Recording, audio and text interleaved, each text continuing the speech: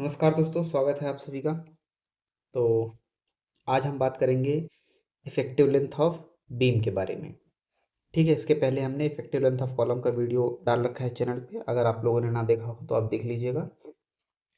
तो चलिए शुरू करते हैं। शुरू करने से पहले अगर आपने अभी तक चैनल को सब्सक्राइब ना किया हो तो कर लीजिएगा। फिर देखिए, इफ़ेक्टिव लेंथ ऑफ बीम में कैंटिलीवर में दो केस हैं। पहला है कि जब built in at the support बोले, और दूसरा है कि फ्री एट द एंड हो और कंटिन्यूअस सपोर्ट हो। इसको समझ लेते हैं। जैसे देखिए, पहला केस क्या कह रहा है कि जब एक ही ऐसे कंस्ट्रक्शन हो और ये कैंटिलीवर बीम है जो कि बिल्ट इन एट सपोर्ट है, लेकिन इस तरफ इसके कंस्ट्रक्शन नहीं है, केवल इतना ही केस है। ठीक है, तो इसके टोटल तीन केस हैं। पहला है कि अगर built in at the support हो और इधर फ्री हो, तो उस केस में होता है 0.85L। ठीक है, पहले केस में। दूसरे केस में अगर हम यहाँ पे टॉर्जन के लिए इसको रिस्ट्रेन करें, यानी कि लेटरल डिफ्लेक्शन हो सकता है लेकिन टॉर्जन ना हो, तो 0.75L होता है। और तीसरा केस है कि अगर लेटरल डिफ्लेक्शन भी ना हो तो फिर 0.5L होता है। देखिए, इसमें इसको देखते हैं कि पहला है कि built in at the support और फ्री एट द एंड हो, तो 0.85L होगा। ठीक।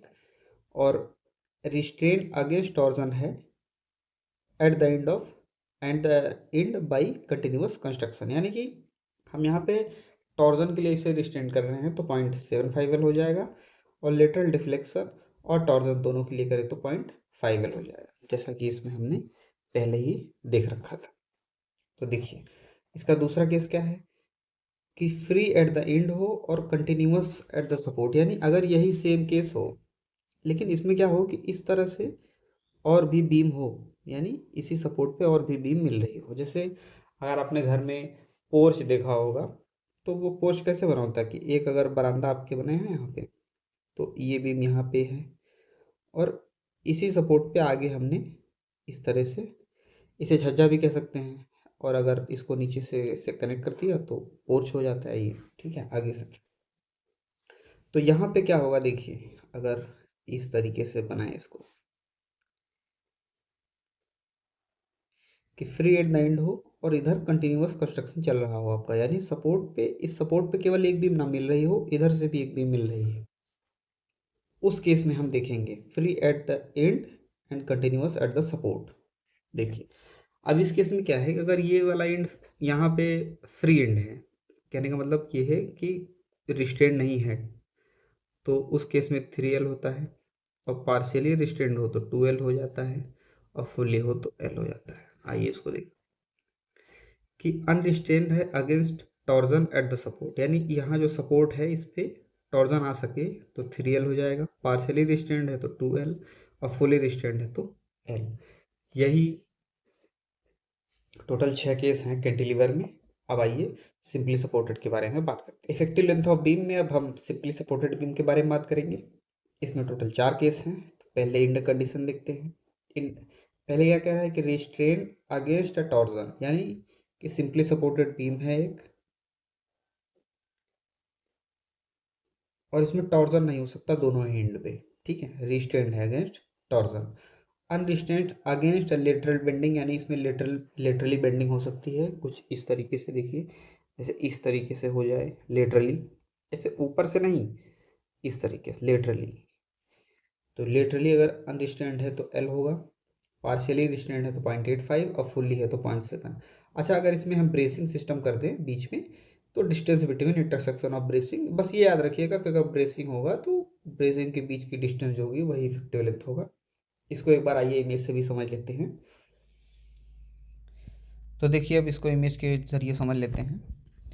तो पहला केस है कि free at the end and continuous at the support. देखिए, सपोर्ट के लिए कंटिन्यूअस है, मतलब कि ये कुछ इस तरीके का जो हमारा वो है कि अगर ये हमारी बीम है कैंटिलीवर, तो इसका सपोर्ट जो है कंटिन्यूअस में है, यानी इसके पीछे भी बीम है जिससे ये दोनों एक दूसरे से जुड़े हैं। यानी ये कहीं सपोर्ट पे दो बीम हैं, एक इधर आ रही है इस तरफ, और एक इस तरफ भी है बीम। ठीक, तो इस तरीके से ये बना हुआ है।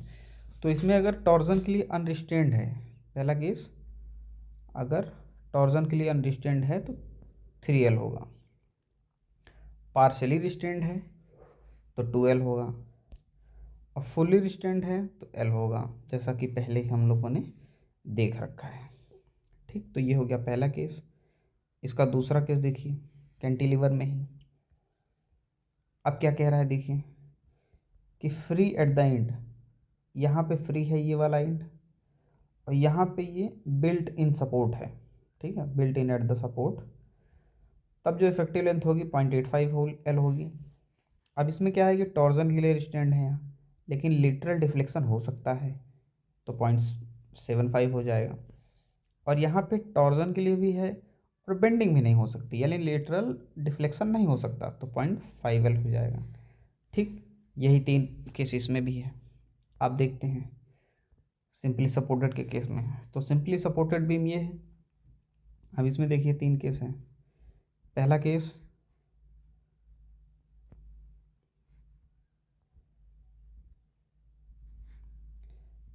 ये है कि टॉर्जन के लिए तो रिस्ट्रेंड है दोनों एंड पे, बट अनरिस्ट्रेंड है लिटरल बेंडिंग के लिए, तो L हो जाएगा।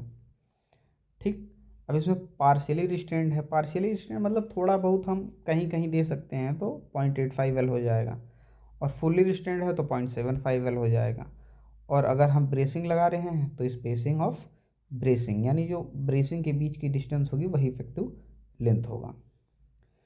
तो ठीक है, फिर आपको समझ में आ गया होगा। और एक बार हम और देख लेते हैं इसको। देखिए effective length of beam simply supported में एंड कंडीशन के हिसाब से, देखिए रिस्ट्रेंड अगर टॉर्जन है, अगर अनरिस्ट्रेंड कहेगा तो L, पार्शियली कह देगा तो 0.85, और फुल्ली कह देगा तो 0.7L।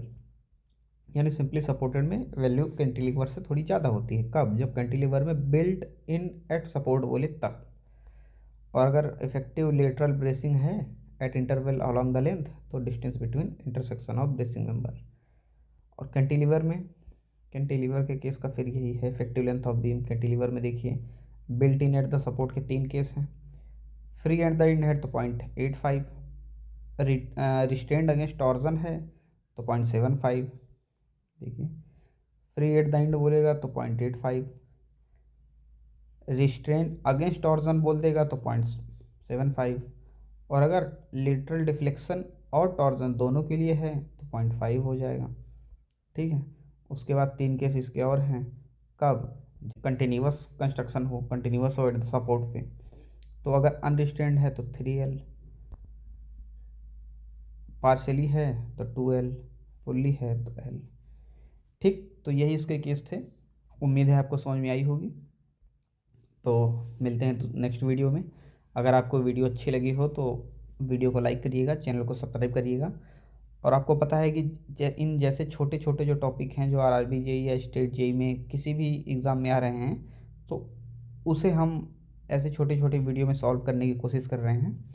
तो अगर आपको अच्छा लग रहा हो और समझ में आ रहा हो तो प्लीज़ चैनल को सब्सक्राइब करिएगा। फिर मिलते हैं दूसरी वीडियो में, तब तक के लिए जय हिंद।